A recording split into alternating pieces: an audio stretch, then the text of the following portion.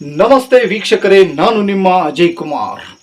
ಇಂದು ದಾವಣಗೆರೆ ಜಿಲ್ಲೆ ದಾವಣಗೆರೆ ತಾಲೂಕಿನ ಹಾನಗೋಡು ಗ್ರಾಮ ಪಂಚಾಯಿತಿಗೆ ಸಂಬಂಧಪಟ್ಟಂತ ಹೊಸ ಓಬಳಾಪುರದ ಗ್ರಾಮದಲ್ಲಿರ್ತಕ್ಕಂಥ ಒಂದು ಅಂಗನವಾಡಿ ಕೇಂದ್ರದಲ್ಲಿ ಒಂದು ಹೊಸ ಅಂಗನವಾಡಿ ಕೇಂದ್ರವನ್ನು ಆ ಒಂದು ಹೊಸ ಬಳ್ಳಾಪುರದಲ್ಲಿ ತೆರೆಯಲಾಗಿದೆ. ಅದು ಕಟ್ಟಡ ನಿರ್ಮಾಣ ಆಗಿ ಸುಮಾರು 1 ವರ್ಷಗಳ ಕಾಲ ಆಗಿದೆ. ಆದರೂ ಕೂಡ ಮಕ್ಕಳಿಗೆ ಅಲ್ಲಿ ಕೂತ್ಕೊಂಡು ವಿದ್ಯಾಭ್ಯಾಸ ಕಲಿಯೋಕ್ಕಾಗ್ತಾ ಇಲ್ಲ. ಕಾರಣ ಏನು? ಇನ್ನೂ ಅಲ್ಲಿರ್ತಕ್ಕಂಥ ಅಂಗನವಾಡಿ ಕೇಂದ್ರದ ಮಕ್ಕಳು ಹಳೆಯ ಕಟ್ಟಡದಲ್ಲೇ ಮುರಿದು ಬೀಳುವಂಥ ಜೀವವನ್ನು ಕೈಯಲ್ಲಿ ಹಿಡಿದು ಒಂದು ಶಾಲೆಯಲ್ಲಿ ಓದ್ತಕ್ಕಂಥ ಒಂದು ಪರಿಸ್ಥಿತಿ ನಿರ್ಮಾಣ ಆಗಿದೆ.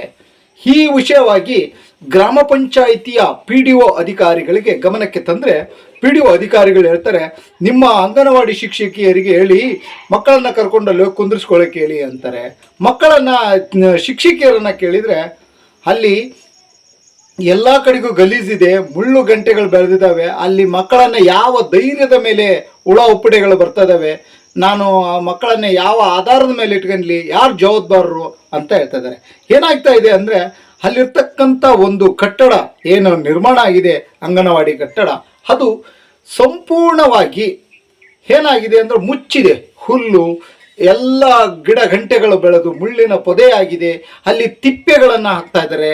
ಒಂದು ರೀತಿಯಲ್ಲಿ ಒಂದು ಕಸದ ರಾಶಿಯಂತೆ ಆ ಒಂದು ಕಟ್ಟಡದ ಮುಂದೆ ಅಕ್ಕಪಕ್ಕ ಒಂಥರ ಪಾಳು ಬಿದ್ದ ರೀತಿಯಲ್ಲಿ ಆ ಒಂದು ಕಟ್ಟಡ ಇದೆ.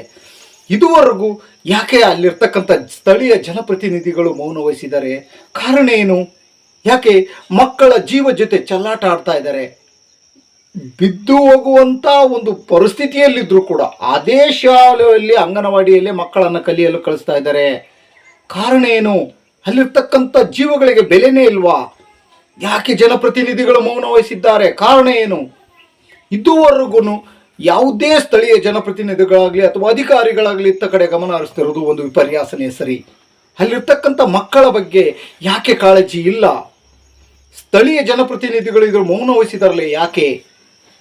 ಅಂಗನವಾಡಿ ಶಿಕ್ಷಕಿಯನ್ನು ಕೇಳಿದರೆ ಮಕ್ಕಳನ್ನು ಯಾವ ಆಧಾರದ ಮೇಲೆ ನನ್ನಲ್ಲಿ ಇಳಿಸ್ಕೊಂಡ್ಲಿ, ಪಾಳು ಬಿದ್ದಿದೆ, ಎಲ್ಲಂದರಲ್ಲಿ ಹುಳ ಉಪ್ಪಡೆಗಳು ಬರ್ತಾ ಇದ್ದಾವೆ, ಗಲೀಜಾಗಿದೆ, ಅಲ್ಲಿ ಮಕ್ಕಳು ಕೂತ್ಕೊಳ್ಳೋಕ್ಕೂ ಸಮೇತ ಒಂದು ಇದಿಲ್ಲ, ಅಷ್ಟೊಂದು ಪೊದೆ ಬೆಳೆದಿದೆ, ಅದನ್ನು ಸ್ವಚ್ಛತೆ ಮಾಡಿಕೊಡಿ, ನಾನು ಕರ್ಕೊಂಡು ಹೋಗ್ತೀನಿ ಅಂತಂದರೆ.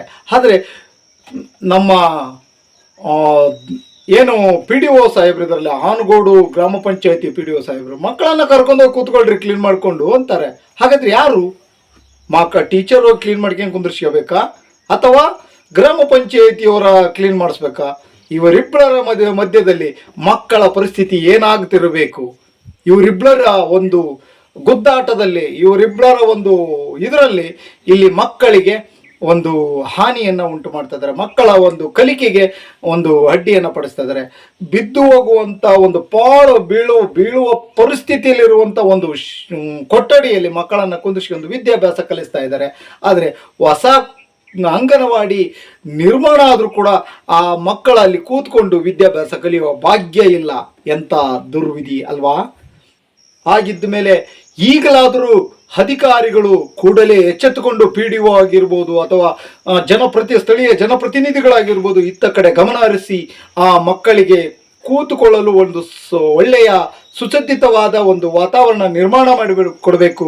ಅಲ್ಲಿರ್ತಕ್ಕಂಥ ಗಲೀಜನ್ನು, ಗಿಡ ಗಂಟೆಗಳನ್ನು ಕಿತ್ತಾಕಿ ಅಲ್ಲಿ ಮಕ್ಕಳಿಗೆ ಏನು ತಿಪ್ಪೆಗಳನ್ನು ಏರಿ ಹಾಕಿದ್ದಾರೆ, ತಿಪ್ಪೆಗಳನ್ನು ಏನು ಸುತ್ತಲೂ ಹಾಕಿದ್ದಾರೆ, ಅದನ್ನೆಲ್ಲ ತೆರವುಗೊಳಿಸಿ ಸರಿಯಾದ ಒಂದು ವ್ಯವಸ್ಥಿತವಾದ ಒಂದು ಕಟ್ಟಡಕ್ಕೆ ಅದಕ್ಕೆ ಮಕ್ಕಳ ಕೂರಿಸ್ಕೊಳ್ಳಲು ಒಂದು ಅವಕಾಶವನ್ನು ಮಾಡಿಕೊಡ್ಬೇಕು ಗ್ರಾಮ ಪಂಚಾಯಿತಿ. ಹಾಗೆ ಶಿಕ್ಷಕರು ಇದಕ್ಕೆ ಹೆಚ್ಚಿನ ಒತ್ತಡವನ್ನು, ಅಂಗನವಾಡಿ ಶಿಕ್ಷಕಿಯರು ಇದಕ್ಕೆ ಒಂದು ಒತ್ತಡವನ್ನು ಏರಿ ಇಲ್ಲಿರ್ತಕ್ಕಂಥ ಮಕ್ಕಳಿಗೆ ನ್ಯಾಯವನ್ನು ಒದಗಿಸಿಕೊಡ್ಬೇಕು. ಮಕ್ಕಳ ಜೀವದ ಜೊತೆ ಚೆಲ್ಲಾಟ ಆಡುತ್ತಿರ್ತಕ್ಕಂಥ ಅಧಿಕಾರಿಗಳೇ, ಜನಪ್ರತಿನಿಧಿಗಳೇ, ಸ್ಥಳೀಯ ಜನಪ್ರತಿನಿಧಿಗಳೇ, ದಯವಿಟ್ಟು ಮೌನ ವಹಿಸದೆ ಮಕ್ಕಳ ಜೀವದ ಜೊತೆ ಚೆಲ್ಲಾಟವಾಡಬೇಡಿ. ಮಕ್ಕಳಿಗಾಗಿ ಕೂಡಲೇ ಅಲ್ಲಿರ್ತಕ್ಕಂಥ ಸ್ಥಳೀಯ ಜನಪ್ರತಿನಿಧಿಗಳು ಸ್ವಚ್ಛತೆಯನ್ನು ಮಾಡಿ ಮಕ್ಕಳ ಕುಳಿತುಕೊಳ್ಳಲು ಅವಕಾಶವನ್ನು ಮಾಡಿಕೊಡ್ಬೇಕು ಅಂತೇಳಿ ಈ ನಿಮ್ಮ ಸುದ್ದಿವಾಹಿನಿ ಮುಖಾಂತರ ನಿಮ್ಮ ಮುಂದೆ ತೆಗೆದಿಟ್ಟಿದ್ದೀವಿ. ಇದು ಭೀಷ್ಮ ನ್ಯೂಸ್ ಚಾನಲ್ ವತಿಯಿಂದ.